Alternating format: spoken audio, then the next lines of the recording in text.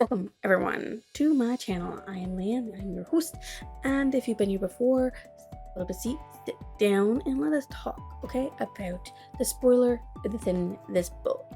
If you haven't been here before, well, do the same thing those who have been here before, okay? You sit down, you pull up a seat, because you're here for the spoilers, because that's the only reason why you'd click on this. Spoilers, if you didn't know, okay? Okay, so this lovely book here has 3 tales within it. And there are novellas that she obviously didn't want to print by themselves. So that's what you get for that. Right. Okay. So the novella we're going to talk about is called The Darkest Fire. The author is Gina Showalter. I don't really understand how to say her name. The series is Lords of the Underworld and is actually the prequel for it. So Darkest Fire, a Lords of the Underworld prequel. Greon is a guardian of hell, more monster than man. Cadence is a goddess of oppression, more angel than woman. Together they will enter the flames to battle a dangerous horde of demon lords and discover a passion unlike any other. Ooh la la la. So, Graham was the guardian to the gates of hell. He fell in love with a goddess that he had never talked to. Didn't even know her name. One day she spoke to him about the wall that she was in charge of ensuring never crumbled so the demons could never escape. He's like, yeah, I can help you with it, but I don't have a soul, so technically I can't leave this position. So she freed him from his station in order to gain his help in keeping the wall that she's tied to from falling. He tries to help her, but in the end could do nothing to stop her death. Before she died, they had traded mating to bind themselves together to give her strength to stop the wall from falling. The demon lords were too powerful. He ended his own life to be with her. Their souls haunt the earth for eternity. So Cadence was a goddess of oppression. She could not help her nature. The other gods bound her to a wall to keep the demons from escaping hell as a way to keep her out of their hair. Because they didn't really want her anywhere near them because of what she is, the goddess of oppression. Oppressing other people. She fell in love with Graham because he was always there, always protecting me, and he even saved her life once.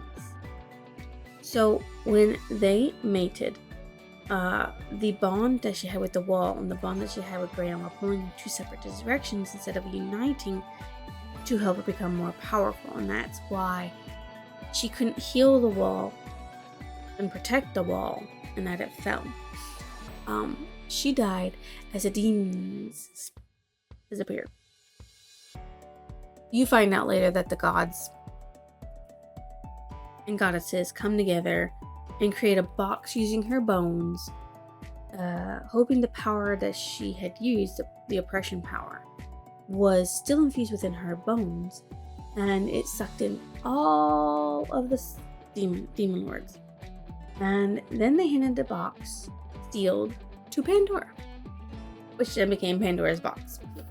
Lucifer was the brother of Hades and prince of hell, who ruled over the underworld and loved to fuck with gods and goddesses and human souls. Cadence traded a year on Earth to wreak havoc for Graham's soul.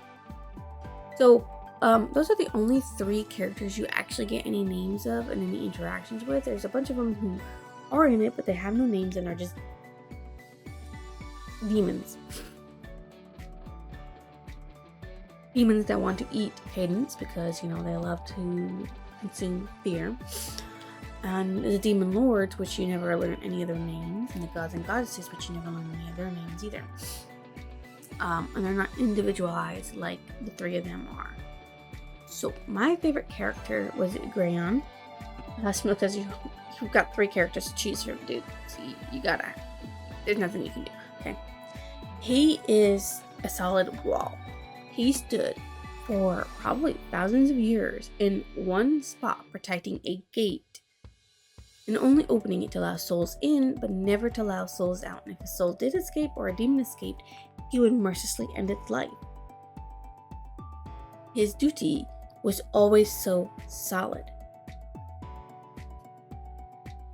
Of course, once his soul was traded to Cadence, it became his duty to protect Cadence and keep her safe, though he did fail that one because there was nothing he could do about the wall crumbling.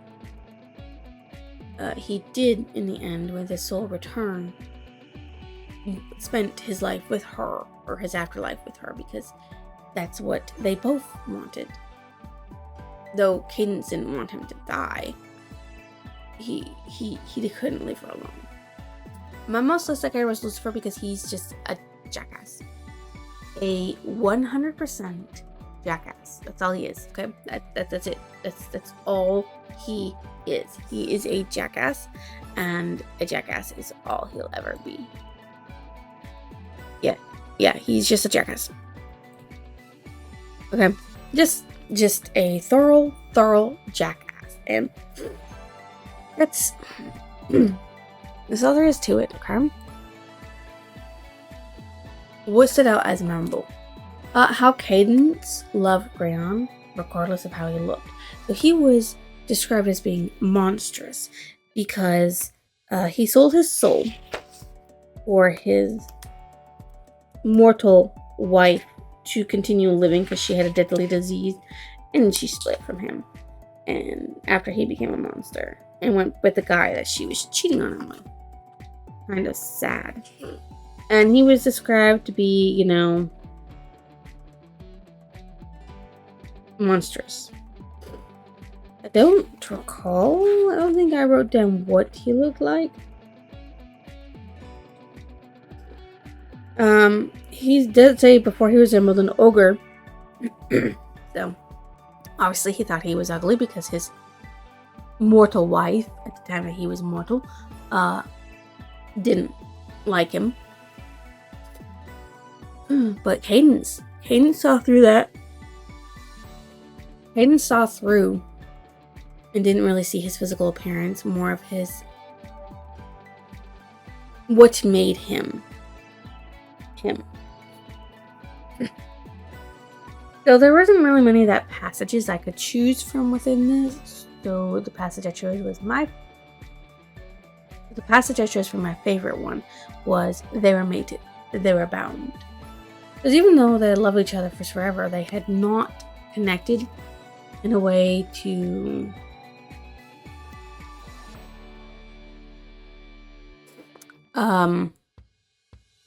be a couple until she said, well, if I free your soul, will you help me? And that's when they connected, because they desired each other.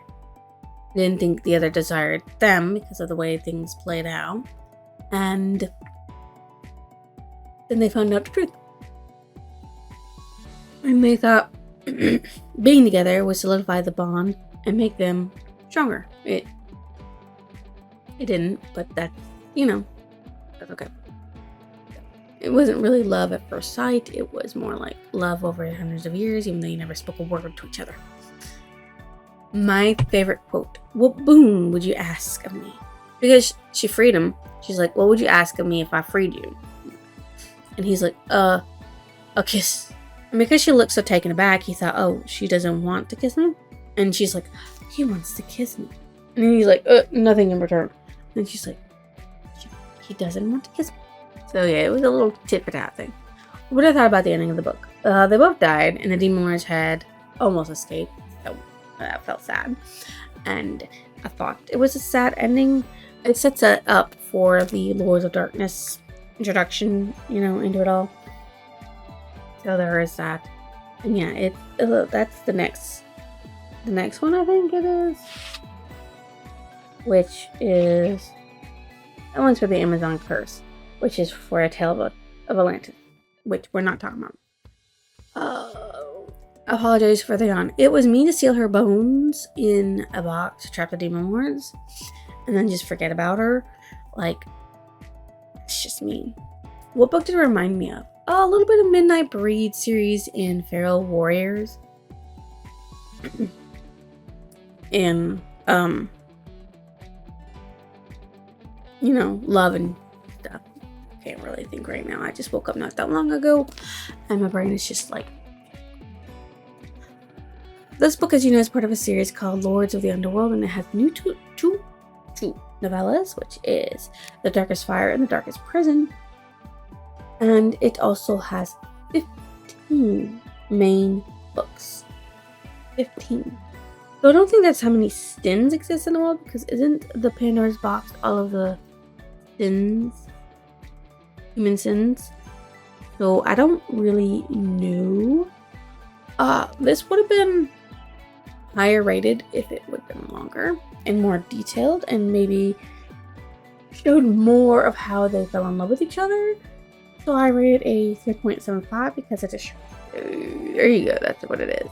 If you think I deserve a like, comment, and a lovely subscription, drop it down below. I will see you next illusion.